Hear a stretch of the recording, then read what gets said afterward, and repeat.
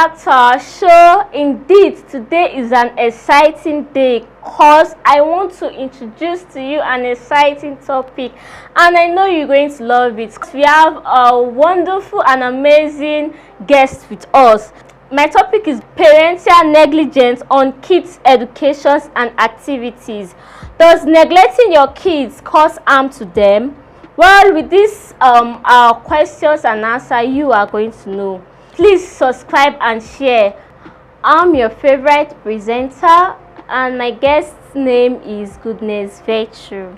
Sir, I'm going to ask you a few questions on parental negligence, and I know most parents want to hear from you and want to learn from you also.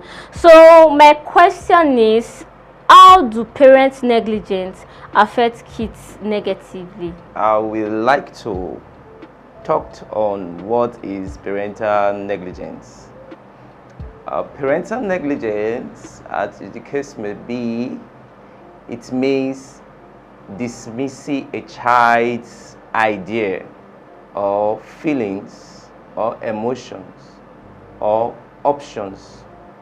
When you neglect a child's feelings or ideas, or what we call the thought of a child.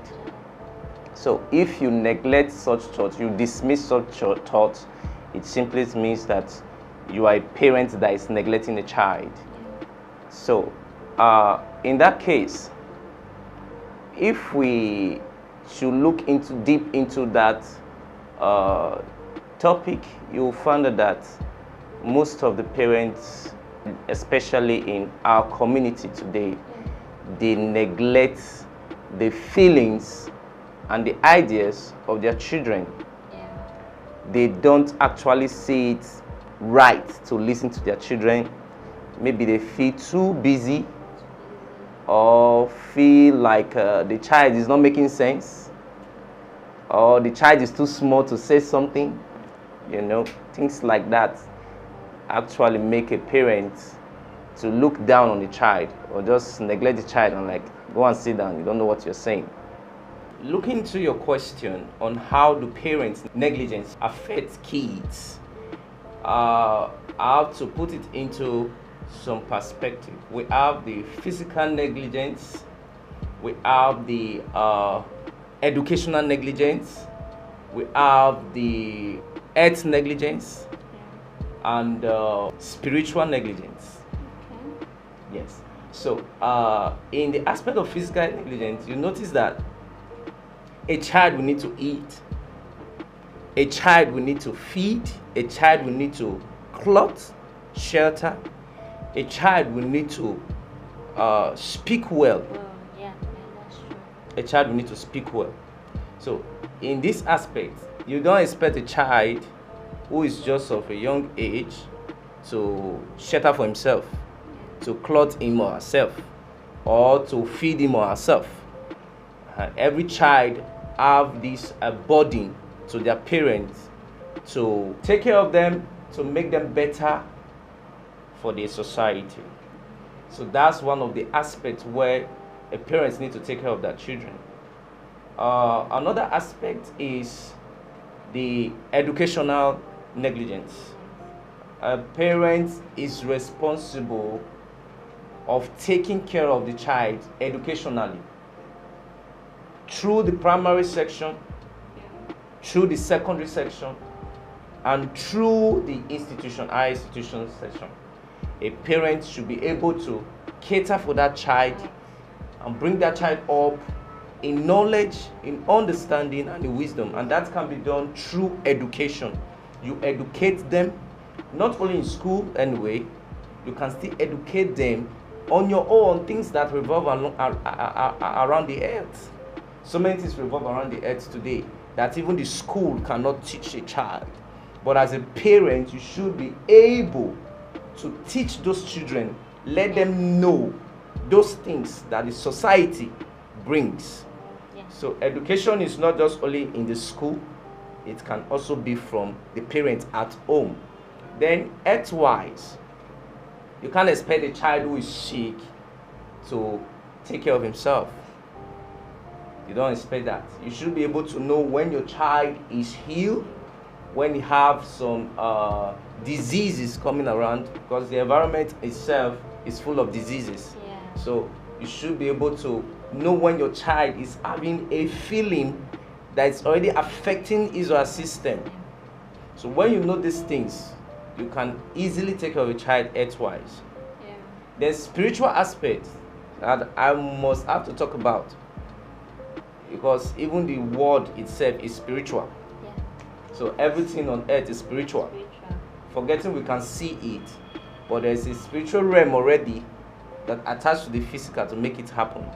So a parent, whether you are a Christian, whether you are a Muslim, whether you are a pagan, you should be able to teach your child the fear of God. One of the reasons why the earth is having issues today is because there is no fear. There is no fear That's right. of God. The only thing a child should do is to fear God. You may not be able to fear man, as the case may be, but you should be able to fear God, because the Bible said the fear of God is the beginning of wisdom. So I think if a parent can follow these things, then a child can be well trained. Yeah. A child can be well trained. But when you fail to follow these things, you see the child misbehaving, having some meltdown Alright, sir. in society. My other question is, does a parent's closeness to kids determine the growth of a kid? Of course, the closeness of a parent to a child actually determines the growth of that child. Okay. There's no way a parent who actually is calling herself a parent, Parents. not having that sense of humor, of going close to his or her child. Children like petting. Yeah. Naturally, children like petting. They want someone who wants to listen to them. They want someone who wants to pamper them. They want someone who wants to look into their face and say, "You are beautiful, you are handsome." So if they can have this reliance on their parents in such areas, then you just see the child glowing. Yeah. You just see the child full with wisdom. You just see the child. No book will not be difficult. Okay. You understand? But when you see a parent that maltreat their children, trying to torture their children, torture may not be cane. Torture can be anything. Torturing doesn't mean alone with cane. When you woo your child, it's an abuse. When you tell your child, like, you look at you, look at your mates, they are beyond you. It's an abuse. You're already telling the child you don't want it. Yeah. So all those things can bring the child down, can weigh the child down. But when you are close to that child, you talk with the child, you get to know the child, you get to pamper the child, not pampering negatively. Yeah. There is positive pampering. You pamper the child, you let him know he or she is loved, he or she is cared for. Then I think that child will grow so well. Okay, sir. Yes. Okay, sir. Why is it so difficult for a child to relate to his parents on what he or she is passing through? Okay, this one has hit hard. Okay. Parents are this kind of personalities that are unique. They like their child to have this little fear, especially fathers. They like their child to have this little fear about them. They think fear can bring respect. Okay, sir. But Mhm. sir, does fear actually bring respect? Not really. Fear is not respect. Are you getting me? Yeah. I'm scared of someone doesn't mean I'm respecting the person. Okay. It's also fall back to parents. I'm scared of you doesn't mean that I shouldn't do what I want to do. Yeah, that's true. I can be scared of my dad, yet I'll still go and do evil. Yeah. You get That's that? true. I can be scared of my mom, I'll still go to the pot of soup and still meet. Yeah. So putting that fear in your children's Child, mind Yes. is not supportive. It's not supportive at all. So a child that doesn't have this fear of his or her parents can easily relate with that parent, can easily say Yes. out what is in his mind, His mind. can easily speak out, because there's this relief that Yeah. if I talk to my child, my parents, there won't be any issue. Yeah. That's why, as a child who is not too scared of the parents or the father or the mother, if another child look for his or her trouble, you say, I will tell daddy for you, I will tell mommy for you. Yeah. Because they rely on their parents. They believe that this my parent, when he comes back and I tell him or her that this is what I saw, or this is what Auntie T did, my parents will listen. Yeah. Are you getting me? Yes, sir. My parents will listen. But when it comes to relating with parents, the reason why a child find it more difficult to relate issues with their parents apart from fear, especially when it comes to abuse, child abuse. You know, children nowadays, the fact remains that before a child can get to the age of 9, 10, he's already finding or seeing reason why people abuse him or her. Okay. Yes.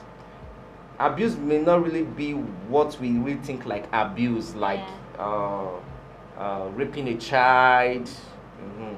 Those are common abuse we know. Bullying like can be an bullying. Those are the common abuse we know. If you abuse a child, like you curse a child or nickname a child, or tell a child something that is not what is confidence, you've abused that child. It's an abuse. Automatically it's an abuse. So most times children don't find it like so confident to go meet their parents and tell them this is what Auntie B or Uncle B did to me, because 2, shame. I am shy. What will my parents say? Or what will people say? What will the environment say? Like some children now, if their mates tell them, look at your big head, it may reduce their confidence.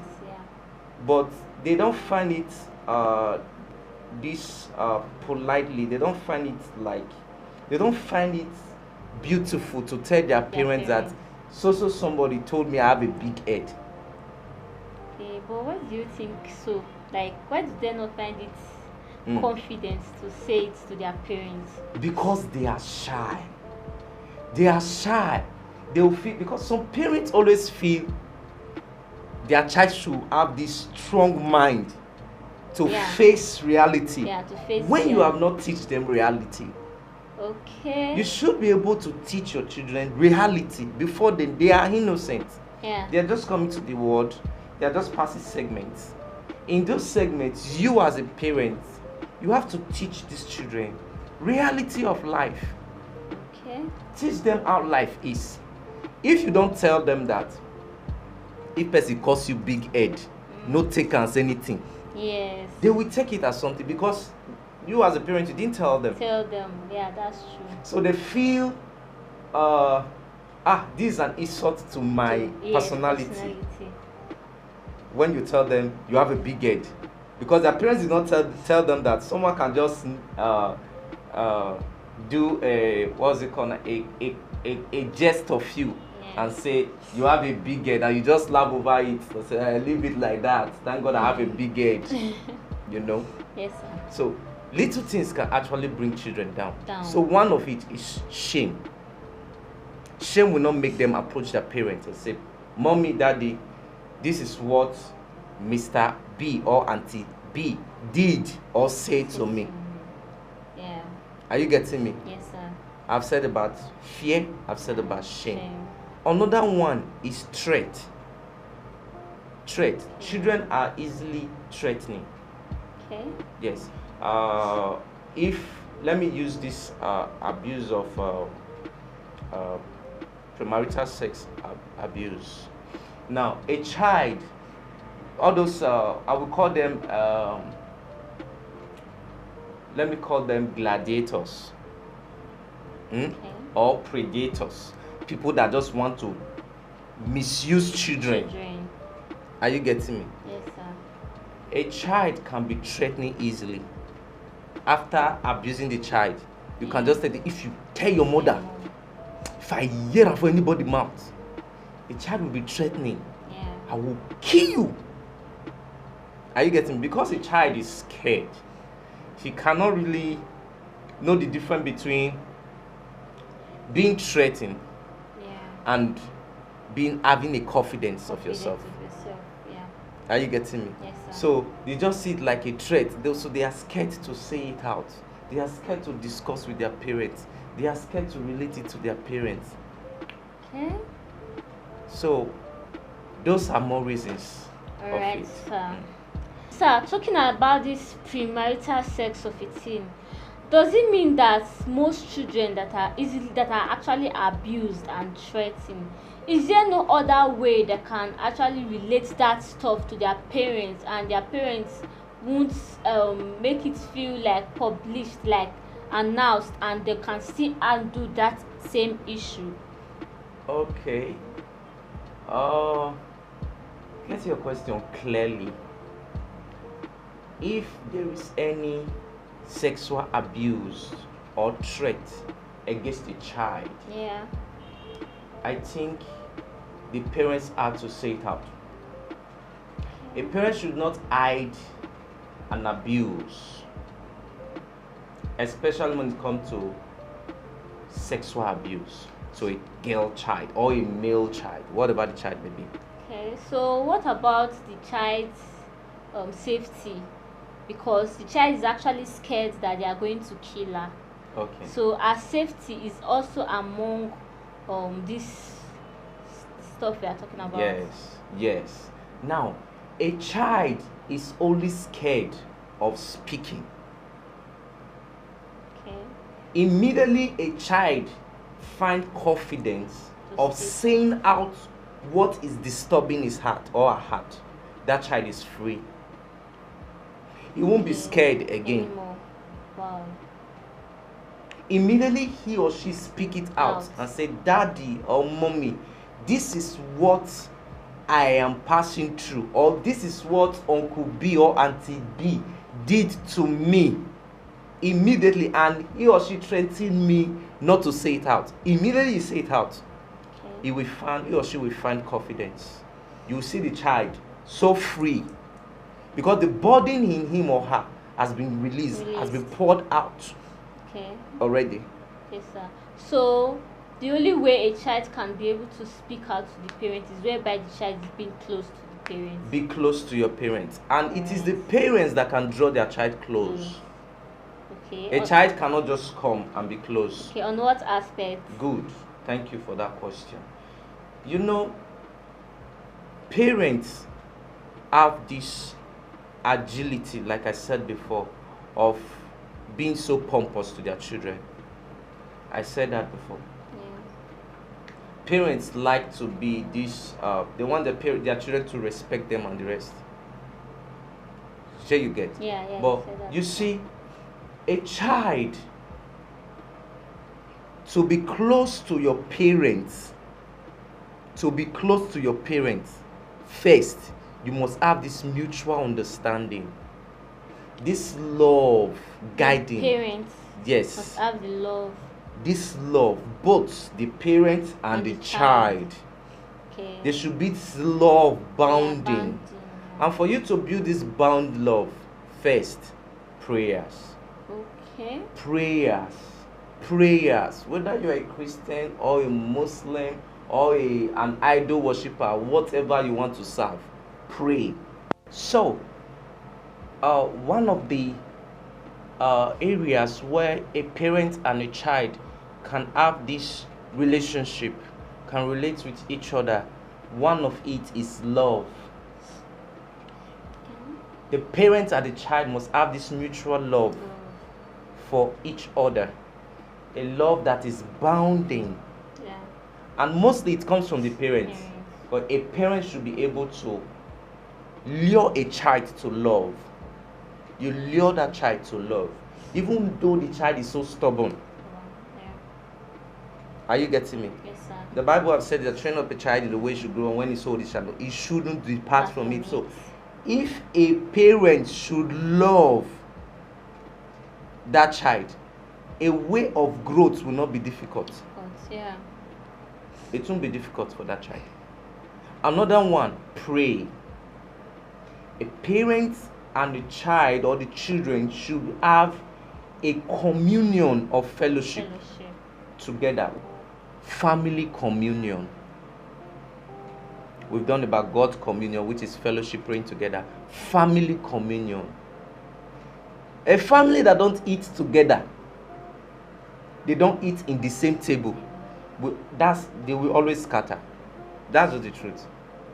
You don't expect a family to be eating separately.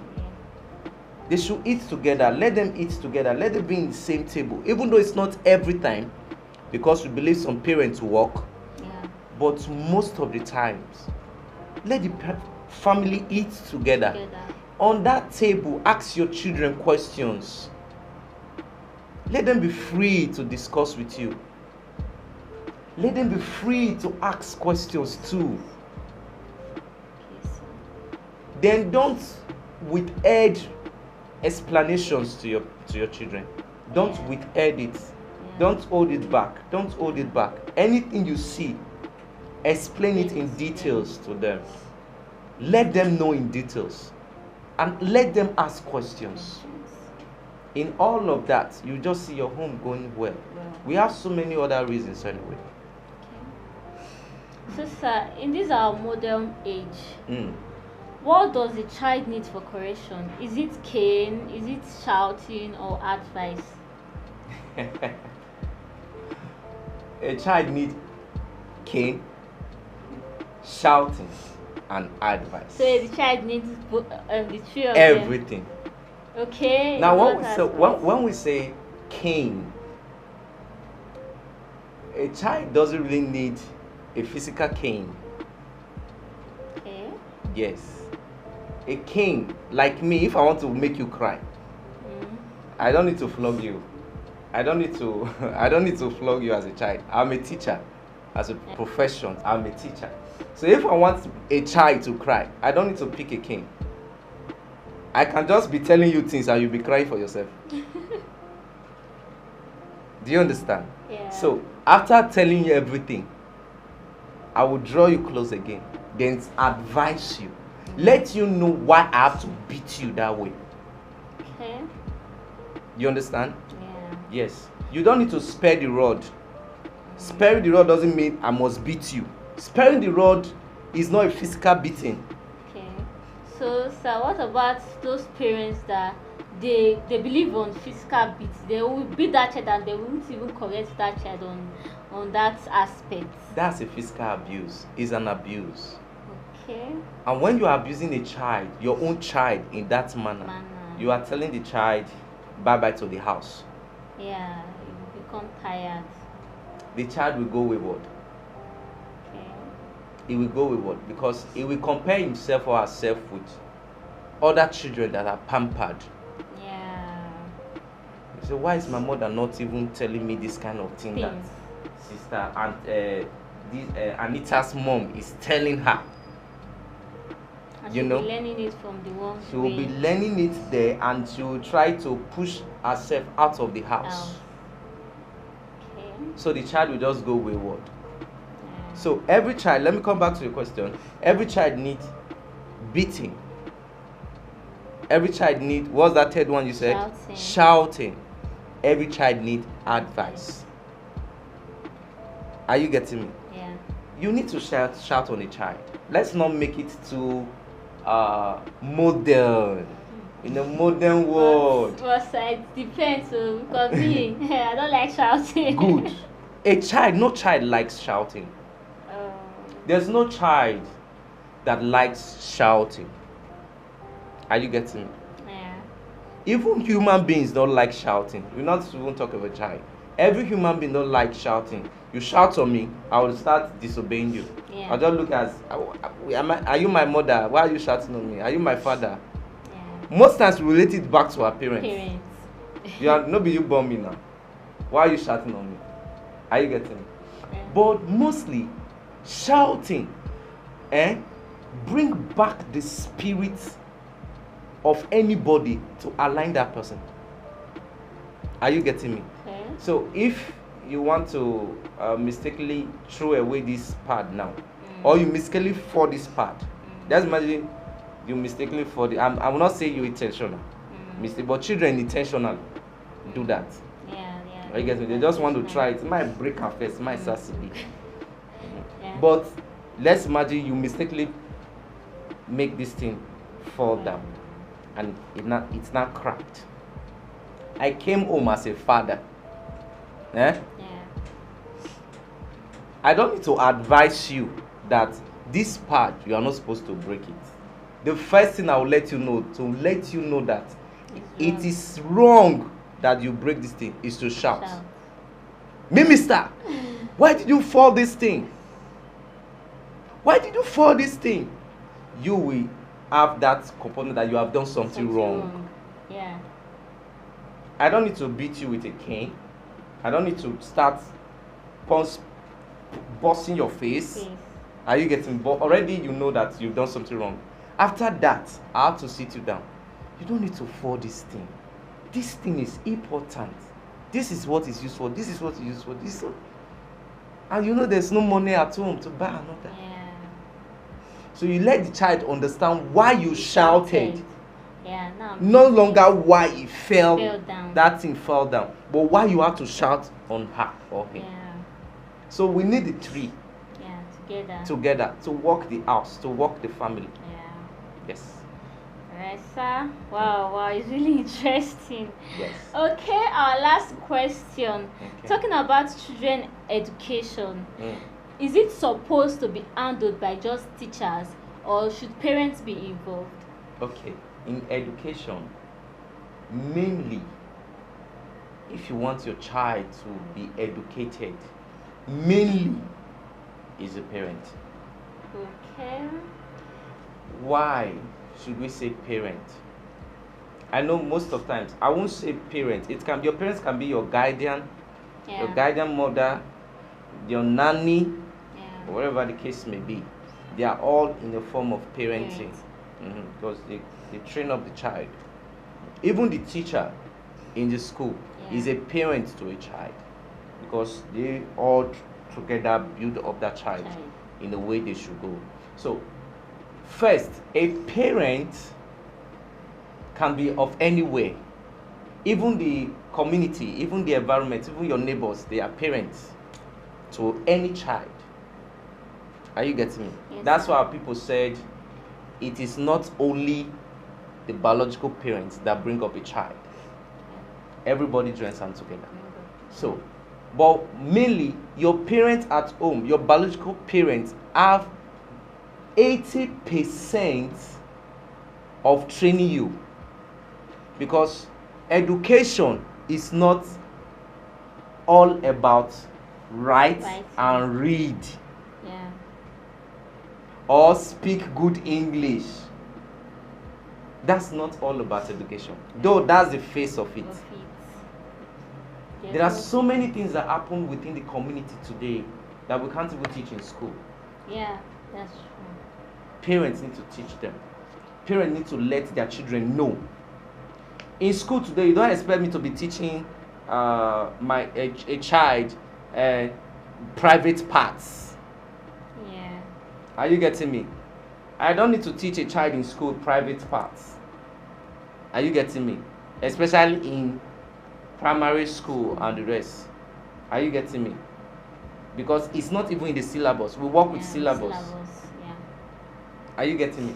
But a parent have that right to teach a child all the areas of the body system.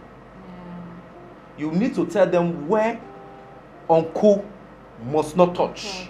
Yeah. Are you getting me? Where auntie must not touch. You need to tell them the sensitive part of the body. If you can do those things, then you have all the effrontery of teaching your child 90% of education. And these are the main areas of education when we talk about civilization. Yeah. Every other thing, writing, reading, and speaking fluently, is just a face of it. Yeah. Yes. Alright, sir. This is the end of today's show. To my viewers out there, thank you so much for watching. And I know you enjoyed the show. I know you really enjoyed the show. Please subscribe and share. And don't forget, if you have any comments, just drop it on our comment section. And we'll see you in our next video. Please don't forget to notify us for our next video. See you. Bye.